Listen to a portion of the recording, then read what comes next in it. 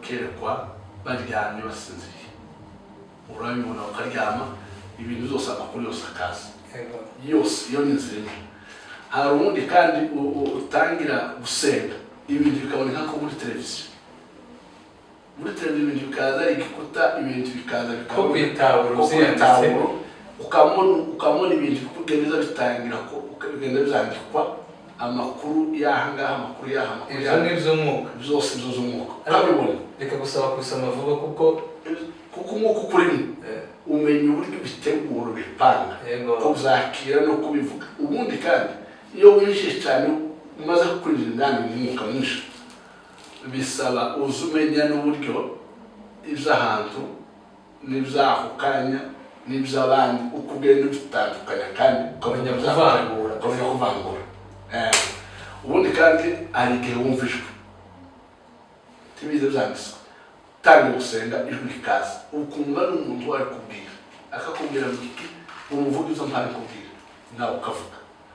Ubundi hari igihe bavuga muri Luka wuzuye umwuka wera, izo bakuvuga ku ndimi mukanya avuga ku ndimi, ubundi kundi ukumva ibyo ahaye avuga zose barya bose muri kumwanya tirumva icyo ahaye avuga, wewe ukumva karavuga imvugo yawe akavuga amakuru yose ugatangira gusobanura indimi. Izo nabyo ni impano ziko zigiye zitandukana ako byose bijyanye mu kwerekwa no gushoborerwa. Ubundi kubona Imana, iyo mweretswe mubona Imana mu by'ukuri ibirimo kugaragara ahantu hicaye wenda mukabona nk'abaturage bo mu ijoro, niba nabita abaturajuru tubafata ko ari abantu batuye mu ijoro.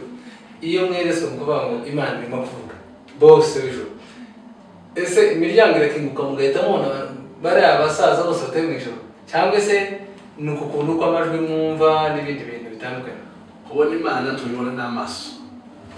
Erega ubundi Imana igaragara, Imana ni ikintu kitobonwa n'amaso y'umubiri, kibonwa n'amaso yo mu mutima, yo mu mwuka, kuko iby'umwuka bimenywa n'undi mwuka.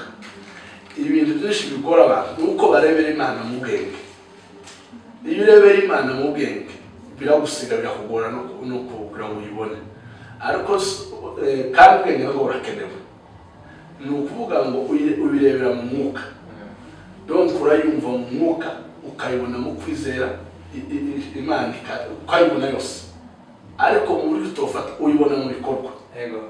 Mu bikorwa ubundi ibikorwa byose by'Imana ni mu buryo bibonekera mu bikorwa.